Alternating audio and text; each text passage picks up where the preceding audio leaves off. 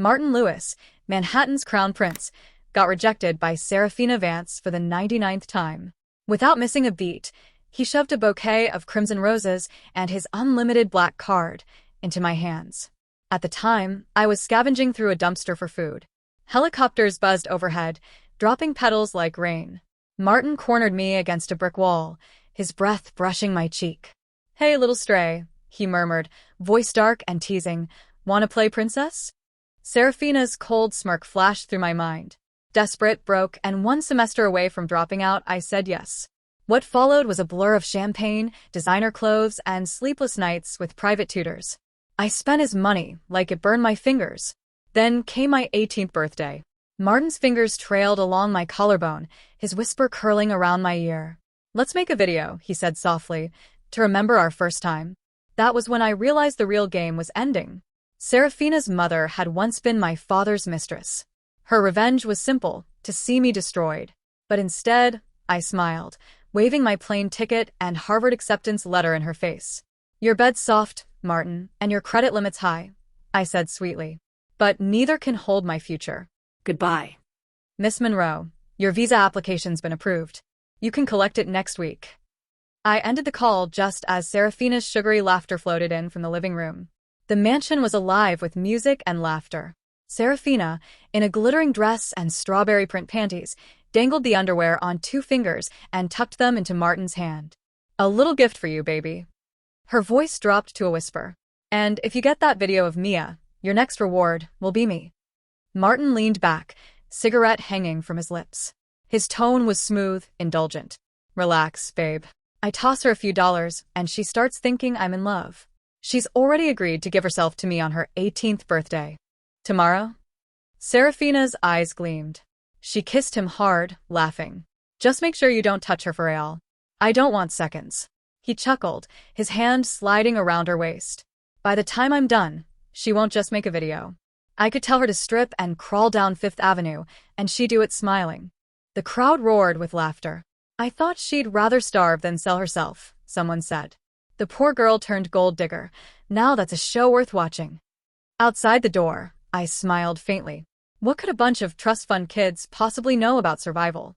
I'd eaten from trash bins, slept under bridges, drank rainwater from public fountains. I'd been 12 when I last licked crumbs off a paper bag.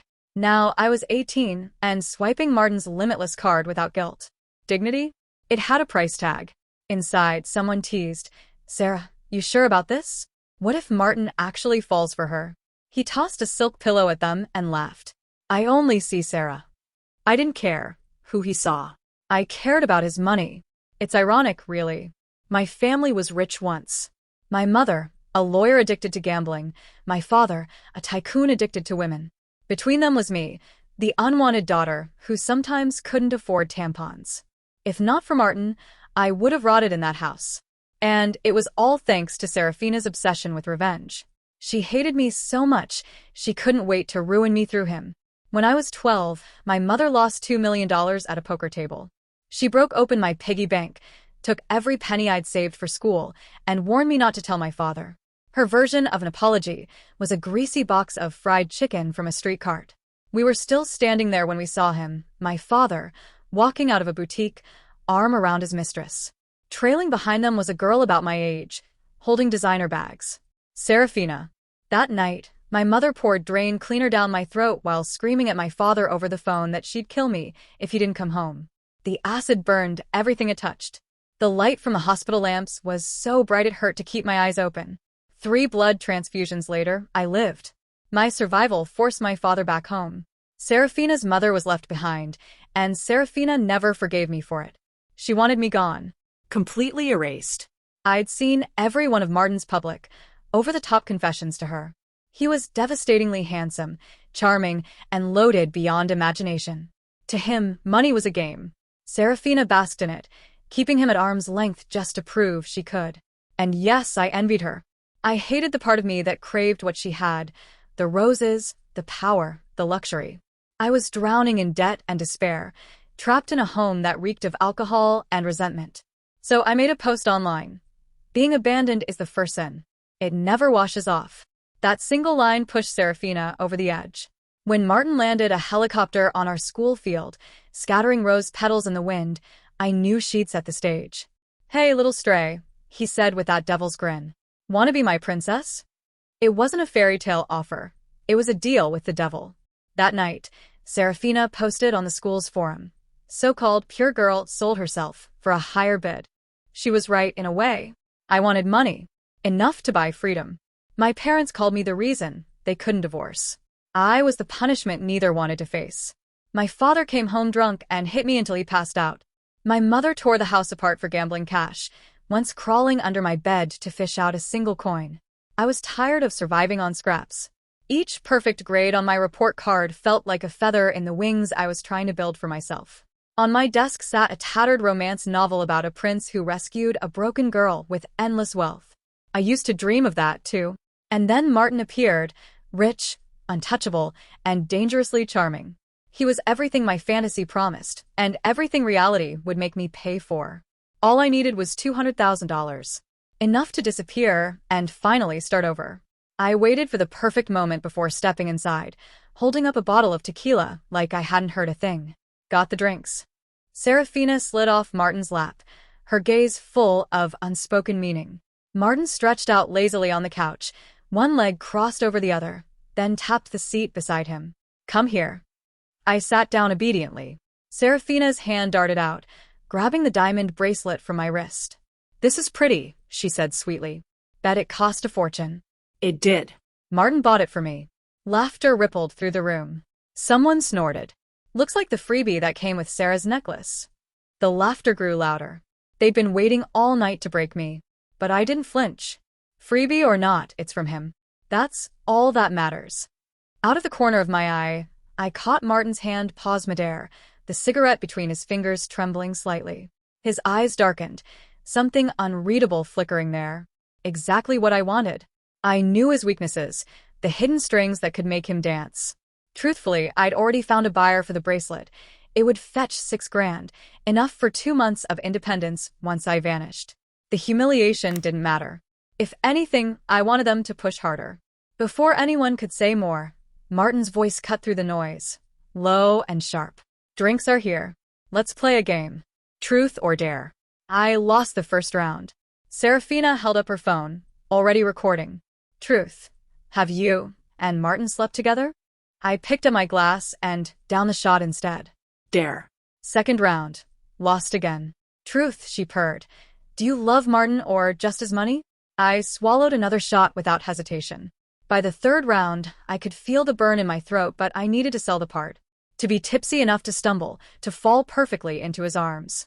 So when I swayed and collapsed against him, Martin caught me, his arm tightening around my waist, his face unreadable under the low light. Fourth round. Seraphina's eyes gleamed. "Mia," she said sweetly. "Truth, do you think you're a shameless gold-digging bitch?" I reached for another glass, but Martin's hand gripped my wrist. His voice was quiet, dangerous. "That's enough."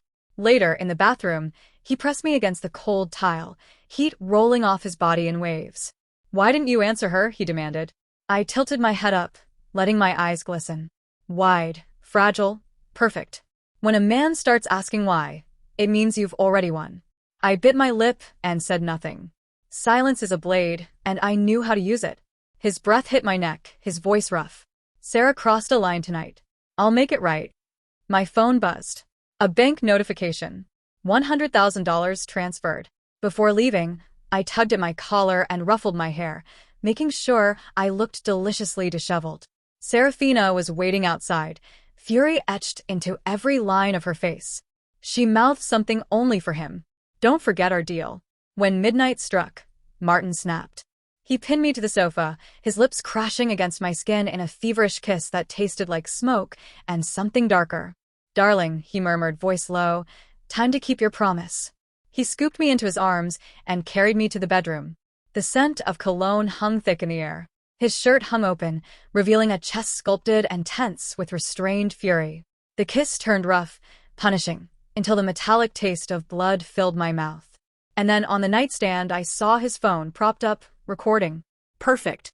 Time for my next move. Just as his fingers brushed the last button of my blouse, I pushed him back, pretending to fumble in my bag. From it, I pulled a small wooden carving, a mother and child locked in an embrace. Crude, uneven, but recognizable. The second he saw it, something in him snapped. "I found the broken one in your drawer," I began softly, "and thought I'd make a new." His hand closed around my throat. The fury in his eyes was volcanic. "Who told you you could touch my things?" As my vision dimmed, I almost laughed. He could crush me easily. But what if I could become the one thing he couldn't destroy? The original sculpture had been his mother's last gift. She'd held it when she jumped. It shattered on the pavement below. He'd never forgiven her for leaving, or himself for surviving. I didn't fight back. I met his eyes through the haze and forced the words out.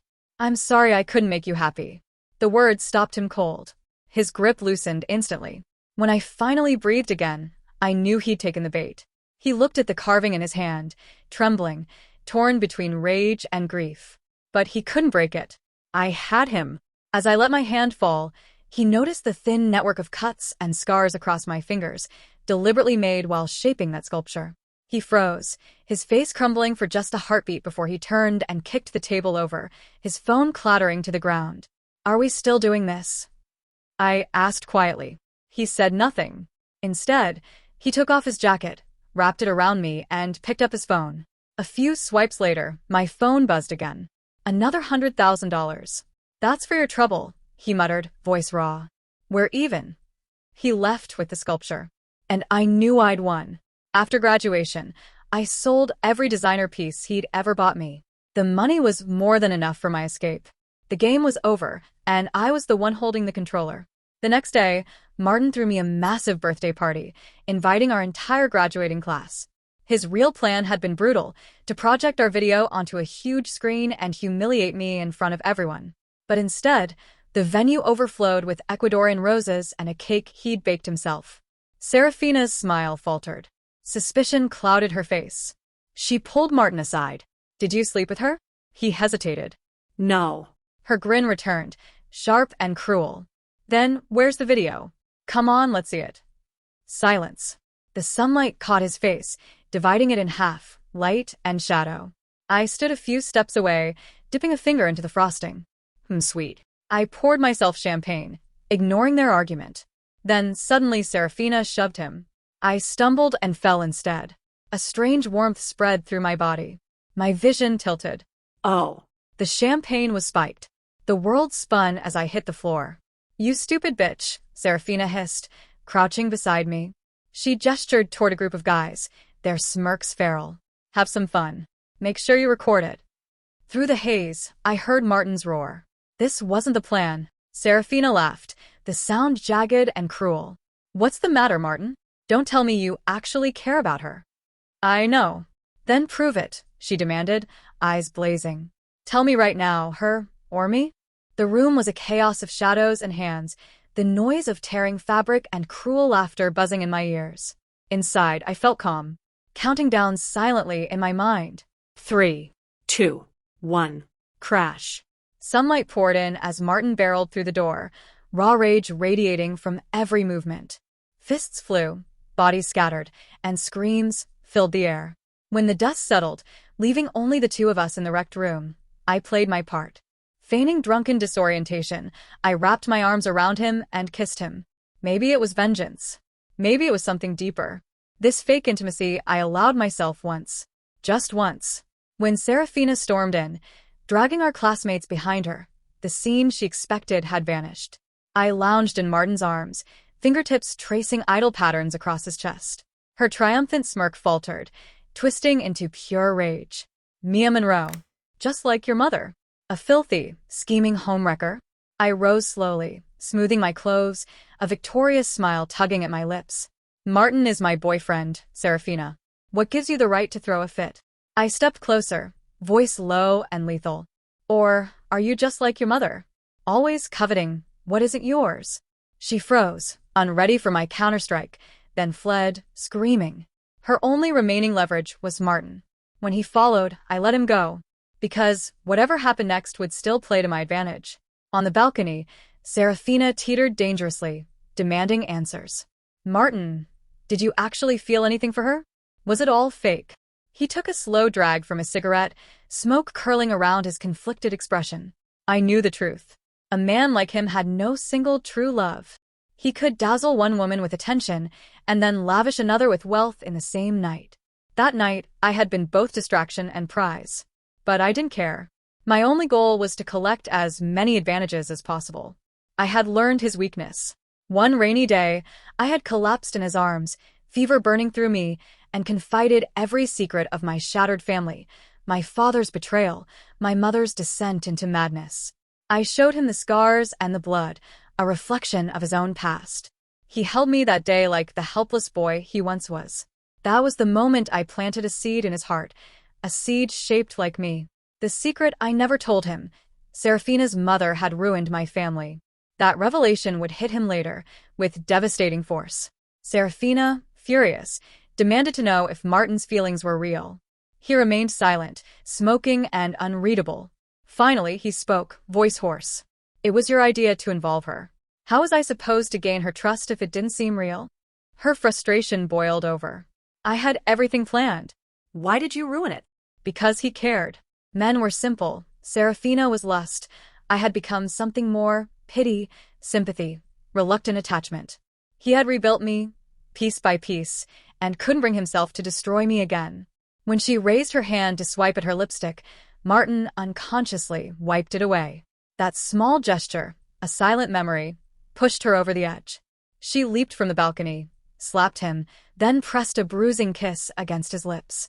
It was messy, possessive, desperate, the kind Martin had once imagined. But when he pulled back, the distance snapped her composure. She began tearing at her clothes, and I brought our classmates onto the balcony. I feigned shock, letting her rage fuel the spectacle. What are you two doing? She tried to seize the narrative, demanding Martin reclaim all his money. Oh, don't you all know? Mia was just a bet. Look how easily she fell for it. Her insults poured out, meant to humiliate me. But I stayed calm, adding fuel of my own. My mother is the legal wife. The crowd murmured, shocked. The scales were shifting. Seraphina, desperate, escalated. If I were her, I'd jump off a roof. Why humiliate yourself? I didn't respond. The wolf had revealed itself. Martin intervened, grabbing her wrist. What did you just say? She shouted, recounting every atrocity against me. Hospitalizations, scars, attempts at ending my life, all designed to hit his buttons. I pressed his hand against my own scars, letting him feel the truth, the pain, the survival, the fight for a future. Martin's hands trembled. His voice broke. I'm sorry. Seraphina panicked, clinging to him. She's lying. End this game now. But I had won. My phone buzzed. Harvard's acceptance. I raised it, smiling. Your bed is soft, Martin, and your card is unlimited. Too bad they can't hold my future. He looked at me, heartbreaking as he finally understood. I never said I wanted to break up with you, he whispered. I reached up, cupping his face, the last touch of tenderness. Martin, you were my wings. Thank you. As I walked away, he lunged, but Seraphina clung to him. He shoved her aside, discarding her like she was nothing. Get lost, he said. Someone had captured the live stream. By morning, it had gone viral. The internet erupted with messages of support. How did she survive all that and still get into Harvard? Incredible. Seraphina made a bet to ruin someone's life, and now she's the laughingstock. Serves her right. Mia is my new hero. From nothing to everything, with zero apologies. When Martin found me, he stood at my door with a bouquet of Ecuadorian roses, tears staining the velvety petals. I'm sorry, Mia. I had no idea Seraphina could go this far. Please, let me protect you for the rest of your life. I inhaled the scent, the promises as intoxicating as ever. But flowers wilt, and promises can break. Only I could rely on myself. I handed the bouquet back, a faint, sad smile on my lips. It doesn't matter, Martin. I got what I wanted. He dropped to one knee, brandishing a ring the size of a pigeon's egg. I was a fool, Mia. It was a stupid game with Seraphina. But I fell in love with you. With your strength, your heart, your gentleness. All traits I could mimic perfectly. I laughed and slapped the ring from his hand. And how do you know I wasn't just playing along? So, all of it was fake? Years of him controlling the game, undone. I held every string. Still, he wouldn't relent. Even if it was, we can start over. I'll do it your way. Anything you want. A cruel impulse seized me. I wanted to see how far he'd fall. Take off your clothes. He blinked. What? Take them off, I repeated. Piece by piece, he obeyed, standing in nothing but boxers, pleading silently. A prince brought low. I swear, Mia, it was nothing. A bet, a fling. I never meant anything, he said, voice trembling. I smiled, then opened the door. Seraphina's red-rimmed eyes and trembling body froze as she witnessed the humiliation she never expected. She lunged at him like a predator. Who do you think you are? You pathetic fool. You're being used, I shouted. And you're still here proposing? Disgusting. One brutal kick sent her sprawling. Tears, rage, and disbelief burned in her eyes. So, what if Mia has him? You'll never escape your pathetic life. Just then, my father stormed in, face twisted with fury. You shameless girl. How dare you take Seraphina's man? I braced myself, ready to strike back, but Martin was faster. He seized a vase from my hands and smashed it over my father's skull. Crack. Silence. The police arrived. Martin was handcuffed. Seraphina, fleeing, was struck by a car, flying 30 feet across the street. Blood pooled around her. My father was hospitalized, but did not survive. When my mother brought home his ashes, she seemed detached, more concerned with routine than grief. I quietly finished packing. Where are you going? She asked. Away. For good, I said. The box of fried chicken slipped from her hands. This is the last time I call you that, I added. You never cared about me. Only money. From age 12, I worked under the table to survive.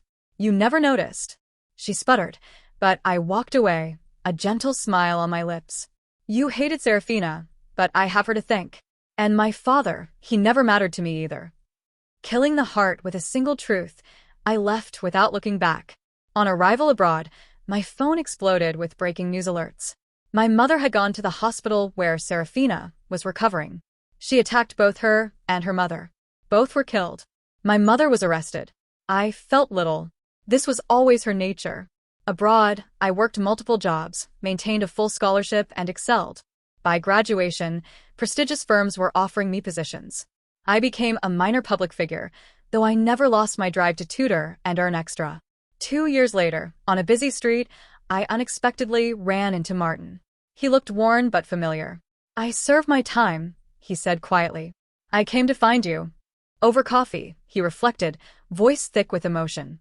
I wished I could start over, cherish you, protect you. But now, seeing what you've accomplished, I'm grateful I wasn't an obstacle. I slid a bank card across the table. The money you gave me, plus gifts sold, with interest. Consider it repaid. Tears welled in his eyes. I'll use this to help students in need, he said, voice choked. I finished my coffee, stood, smiling. Goodbye, Martin. He called after me, apology heavy in the air. Let's stand back to back, I said softly. Count to 3, then walk. I had always loved counting down. 3, 2, 1. We stepped apart, never to meet again.